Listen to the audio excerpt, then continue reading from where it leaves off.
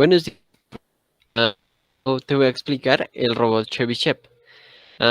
Para esto nosotros con Álvaro de una Rosa, David Ramos y quien te habla, Mauricio Guerrero, partimos buscando una posición inicial que nos favoreciera los cálculos para las medidas.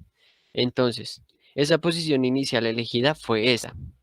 En ella podemos observar unos ángulos que favorecen porque, por ejemplo, estas dos varillas van a estar a 90 grados y esta va a estar a 45, igual que esta.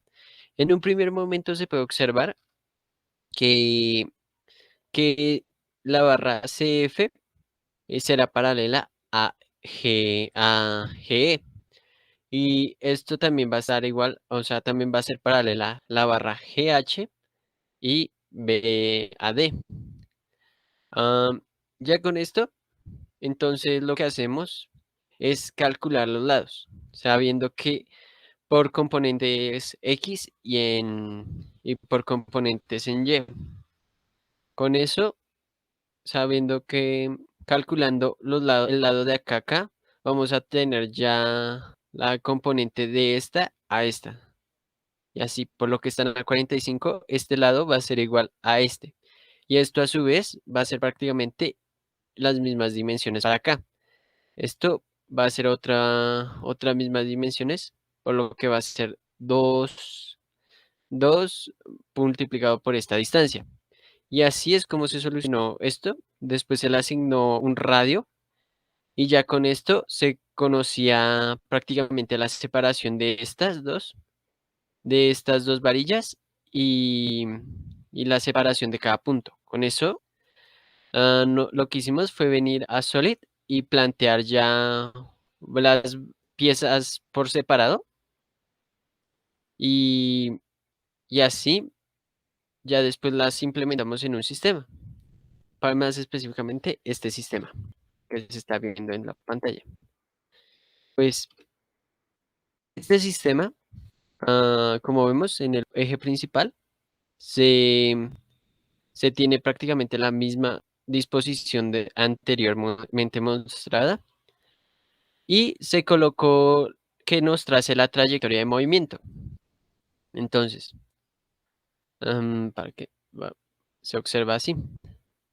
Se puede ver unos pequeños picos, pero los pequeños picos se debe a la velocidad elegida, 120 radiales por minuto. Para detallar mejor la trayectoria, se decidió hacer que el sistema haga 10 iteraciones, o sea, de 10 vueltas para trazando la trayectoria y así es como se logra detallar más la curva, la trayectoria. Ah, 120 revoluciones por minuto se eligió porque es una velocidad angular que puede alcanzar un motor de 3 voltios. Con ello ya entonces sabemos a qué velocidad se debe mover el motor rotativo. Ahora, este motor se coloca en este eje, al cual se le llamó eje principal, porque este eje tiene un desfase de 90 grados para cada rueda. Entonces acá parte de 90, acá está en 0, acá vuelve a estar en 90 y acá está de 0 o mejor dicho de 180, dependiendo de dónde se esté mirando, ¿no? ¿Esto por qué? Porque se observa que alcanza su máxima altura cuando este está en posición de 0 prácticamente, cuando está el disco en 0. Entonces acá podemos observar eso. Entonces los dos que están a 0, a 0 grados de inclinación, este está en la máxima altura alcanzada, mientras que los que están a 90 están prácticamente tocando el suelo. Entonces, claro, así aseguramos que cuando unas dos patas estén arriba, haya siempre dos patas que estén soportando toda la estructura y pueda ir haciendo su recorrido. También, acá en este modelo podemos ver este cuadro amarillo, que es donde se podría colocar el motor y por medio de una polea se puede obtener esta velocidad angular para para, para el eje principal, una polea o un engrane. Bueno, eso por esa parte. Por otra parte, Para hacer los cálculos, nosotros hicimos el planteamiento matemático para conocer cada velocidad y las aceleraciones. Dicho planteamiento se encuentra acá, acá. Entonces, de forma general, sabemos que la velocidad en A no va a tener componente, no tiene un desplazamiento, sino tiene es más una velocidad angular de A a B, ¿cierto? Entonces, por eso es que decimos que velocidad A es cero. Y sabemos que la velocidad en B, entonces sería la componente, sería la velocidad angular, producto cruz con el radio.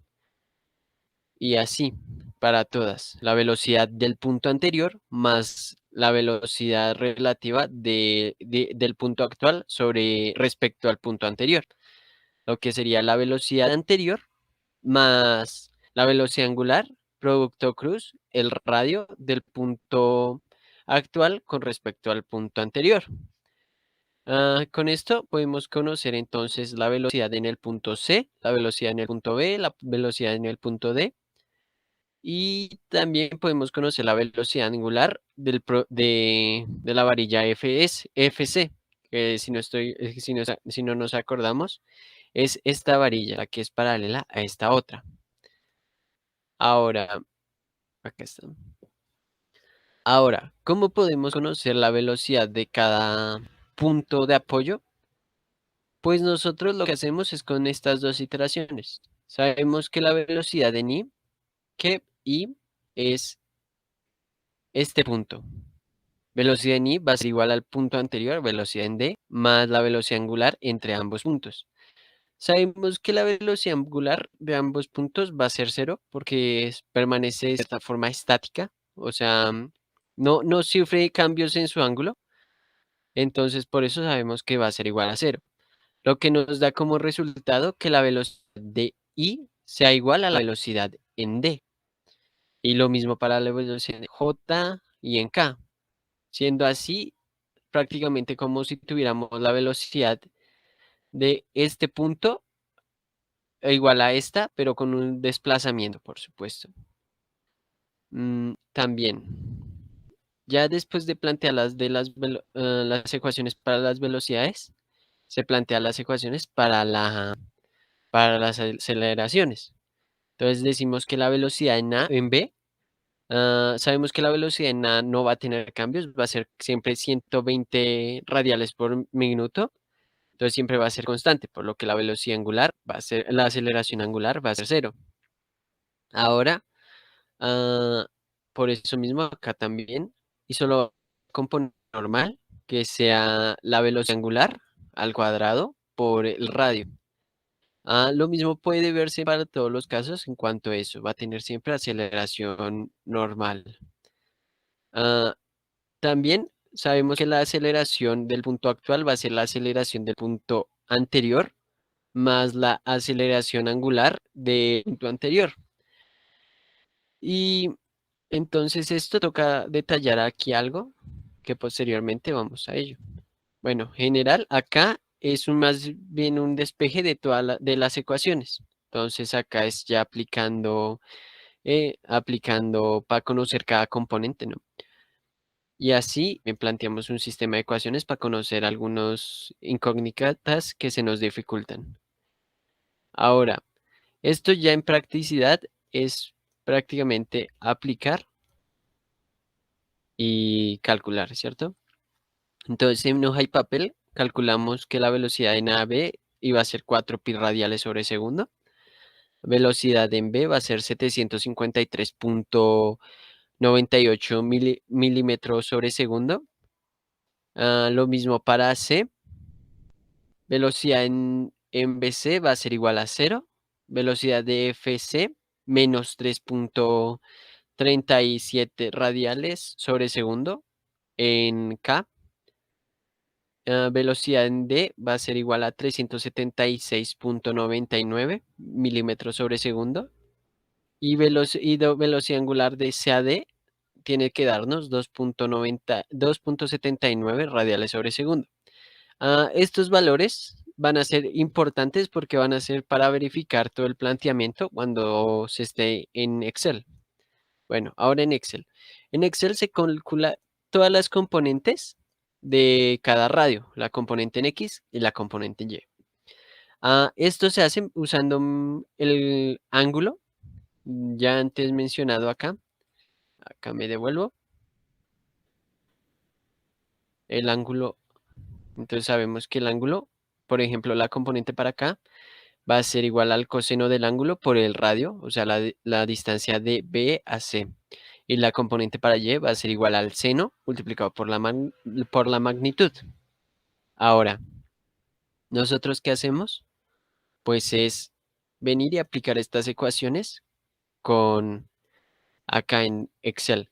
Por supuesto, nosotros no conocemos todos los ángulos, por lo que toca calcularlos. Esto se hace mediante el uso de la ley de cosenos. La ley de cosenos pues nos ayuda a conocer el valor del ángulo sabiendo todos los lados. Y por supuesto, no se conoce el ángulo, o sea, se calcula el lado de FAB, que FAB es prácticamente hallar la diferencia de coordenadas de esos dos puntos, que si no se acuerdan, es de acá a acá y así. Con esto Con esto podemos calcular el ángulo alfa y sabemos que el ángulo alfa más que el ángulo complementario de alfa más teta 3 va a ser igual a teta 2 o a teta 5, dependiendo cómo lo veas, pero van a ser lo mismo, por lo que ya habíamos dicho. Con esto, luego volvemos a aplicar la ley de cosenos para conocer el otro ángulo que se formase de BFA. Ese ángulo lo conocemos. ¿Por qué? Porque cuando esté arriba del eje X, vamos a tener que sumar ese ángulo para al ángulo calculado para acá. Pero cuando esté por debajo, tocará restar ese ángulo. Entonces, esto se hizo para conocer cada ángulo. Ya después se aplicó lo que ya sabemos, magnitud por coseno del ángulo va a ser igual a la componente en X, y magnitud por el seno del ángulo va a ser igual a la componente en Y, para todos los radios, ¿verdad? Tenemos que también tener en cuenta el lado, ¿no? Porque si va hacia la izquierda, esa es nuestra referencia. Si va hacia la izquierda, quiere decir que es negativo, y si va hacia la derecha, quiere decir que es positivo. Si el lado está por arriba, quiere decir que es positivo, y si el lado está por debajo, quiere decir que es negativo. Por eso es que ese tiene acá estos menos y estos más. Y los que no aparecen son más, ¿no? Ya velocidades. Velocidades se aplicaron prácticamente las ecuaciones ya antes dichas. Y entonces se halla que va a tener componente en B una sola magnitud en X. Se va a ir intercalando. Para acá se calculó también despejando las ecuaciones mostradas antes. Entonces ya así fue como se conoció todas las velocidades angulares y las velocidades de cada punto. Ahora, aceleración. Acá venía un problema. Pues sabemos que la aceleración se define como la aceleración del punto anterior más la aceleración angular, producto cruce el radio, menos la velocidad angular al cuadrado más ah, multiplicado por el radio. Entonces, nosotros no sabemos esa aceleración angular. Podemos pensar que, pues, para el primer caso va a ser, o sea, para de A a B es obvio que va a ser cero, por lo que ya decíamos que era constante, ¿no? Pero para los demás casos se observa que sí debe tener una aceleración. ¿Por qué? Porque cuando el eslabón llega a su máximo punto, como lo podría llegar a ser 90 acá, ahí la velocidad va a valer cero, por lo que sí debe existir una aceleración angular. Ahora, esta aceleración angular se puede definir como el cambio de la velocidad final menos la velocidad inicial sobre el tiempo. El tiempo nosotros conocemos que para acá, que el sistema de 90, de una vuelta, ante un giro de 90 grados, se va a demorar 0.125. ¿Esto por qué? Porque sabemos, conocemos la aceleración angular y el ángulo, que van a ser 90 grados. Lo desconocemos. Entonces, por eso aplicando ya nos va a dar 0.125. Ese sería un pequeño error, o sea, podría dar un pequeño error, por lo que podemos decir que esto llega a ser aproximado, pero no del todo exacto, ¿cierto? También podemos calcular la aceleración sin tener en cuenta la aceleración angular, pensar como, bueno, podría pensar despreciarla, y esto sería, entonces nos daría que sería la suma del punto de la aceleración del punto anterior menos la componente normal, que se calcula a partir de la velocidad de, angular de ese punto al cuadrado multiplicado por el radio. Ahora, también podemos verificar si nos dio los mismos resultados que nos dio hecho a mano. Entonces, para el primero nos tenía que dar 0.98. Entonces venimos acá, 753.9816 por decimales, ¿cierto? Ah, para set nos tiene que dar igual. Para 87, entonces vamos a ver. BC nos tiene que dar igual a BS. BC. BF menos 3.86 o 6, o sea, ahí se podría aproximar al 87, o sea, por culpa de después, sabemos que la velocidad en BC debe ser igual a cero. La velocidad de D debe dar 376.99. Entonces, viniendo acá, velocidad en D 376.99, lo mismo por decimales. Y velocidad en BC, cero. Entonces ahí estamos bien. Y finalmente, velocidad angular de CAD 2.79. Entonces vamos a ver, velocidad de CAD es 2.79. Ya así comprobamos que esto da prácticamente lo mismo al planteamiento hecho a mano, por lo que se puede decir que no se cometieron errores.